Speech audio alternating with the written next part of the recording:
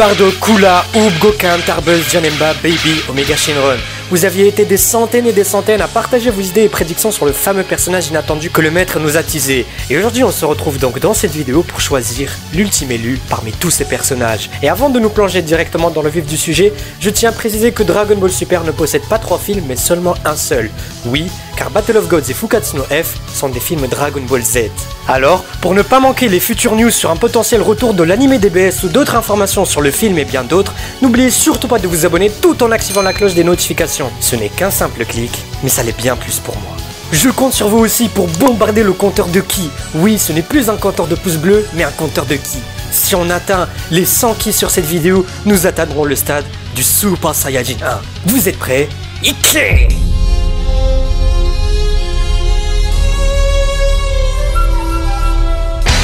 Janemba. Apparu dans le film 12 de Dragon Ball Z, Janemba était à cette époque bien supérieur au stade du Super Saiyan 3 de Goku.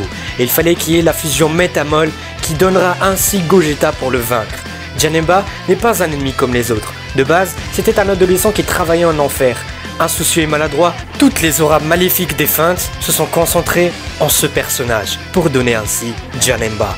Puis, massacré par Goku Super Saiyan 3, devient Super Janemba et enfin purifié par l'attaque ultime de Gogeta pour redevenir ce qu'il était de base. A mon avis, les chances de voir Janemba sont nulles, pour la simple et bonne raison que s'il serait canon, il n'ajouterait pas grand chose, voire rien du tout au scénario. Surtout, vu comment Toriyama nous tease le perso inattendu.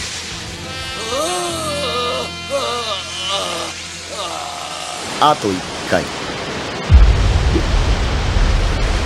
1回俺は弟よりも多く変身できるんだ。何？ Coola. Apparu dans les films 5 et 6 de Dragon Ball Z, Coola n'avait qu'une seule et unique raison de se battre. Venger son frère Freezer, tué par Son Goku. Il revient ensuite en tant que Metal Coola. Beaucoup plus fort qu'avant, il est plus que déterminé. Mais on connaît tous comment ça s'est terminé. Goku et Vegeta en difficulté ont fini par trouver où il se cache et ont fini par le détruire et détruire ainsi la planète de métal qu'il a créée. Si on suit donc encore la logique du film DBS Broly, on peut se dire qu'il pourrait y avoir un Coola DBS. Cependant, que pourrait-il ajouter au scénario? Surtout que Freezer est actuellement en vie, en grande partie grâce à Goku. Coola pourrait donc s'entraîner pour atteindre le niveau de Golden Coola, ou, si on veut être plus original, Silver Coola, et pourrait faire une alliance avec son frère pour pour battre? Battre qui en fait? Pour quelle raison Coola voudrait-il se battre contre Goku et Vegeta? Surtout si ce Coola n'est pas le même que celui de DBZ. Pour être sincère avec vous, je doute fortement qu'on ait encore et encore un énième combat Goku, Vegeta, Freezer. Même si cette fois-ci avec un invité surprise qui serait Coola. Dites-moi ce que vous en pensez de tout cela et surtout du personnage de Coola dans le prochain film DBS. Mais pour moi, Coola est à éliminer. Oob, personnage avec une très timide apparition à la fin de Dragon Ball Z et durant l'arc Moro dans Dragon Ball Super, Oob est l'un des 3 fameux candidats qui serait ce fameux personnage inattendu dont Toriyama Sensei a parlé.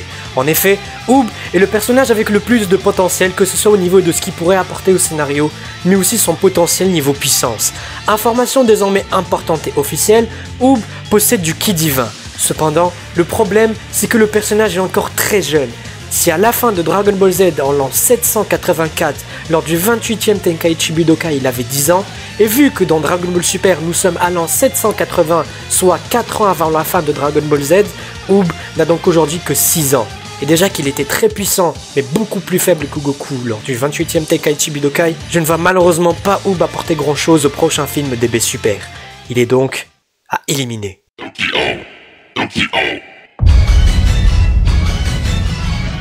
Bardock. Nous arrivons maintenant aux 2 plus gros potentiels, les 2 qui pourraient être ce fameux personnage inattendu. Le dernier, vous le découvrirez à la fin de cette vidéo. Personnage ultra charismatique qui fait vibrer tous les fans de la licence Dragon Ball, même si je suis beaucoup moins fan de son niveau design comparé à l'ancien que j'adorais énormément, Bardock est celui qui a le plus de chances d'être le personnage inattendu du 2e film DBS.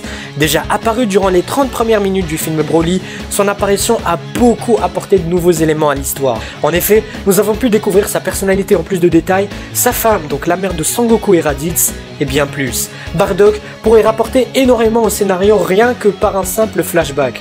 Cependant, plusieurs questions se posent. Aurons-nous un flashback de lui? Ou serait-il possible que la planète Saiyan soit rétablie grâce au Super Dragon Ball et ainsi avoir les retrouvailles de Goku et son père, mais surtout sa mère Jean? Que pourrait-il ajouter au scénario? Bardock fait sans doute partie du top 5 des personnages préférés de tout le monde. Le problème, c'est que Goku, Vegeta et Broly sont à des années-lumière de Bardock et aussi du roi Vegeta niveau puissance. Selon moi, un flashback est la meilleure option. Et selon vous, pourrons-nous avoir les retrouvailles du père et de son fils? Si oui, on aura un des meilleurs moments de tout Dragon Ball confondu. Nous arrivons enfin à celui qui a le plus de chances d'apparaître. Je vous vois tous venir et je vous vois déjà écrire Broly et Cell. Mais vous avez oublié un seul personnage. Un personnage super intéressant. Un personnage avec un potentiel énorme. Un personnage qui pourrait ajouter énormément de choses importantes pour le scénario de DBS. Vous mourrez d'impatience et vous voulez savoir à tout prix qui c'est? Foncez donc exposer le bouton s'abonner et la cloche des notifications pour ne pas rater la prochaine vidéo. Car oui, celle-ci sera dédiée à ce mystérieux personnage. Rendez-vous tous samedi pour la révélation.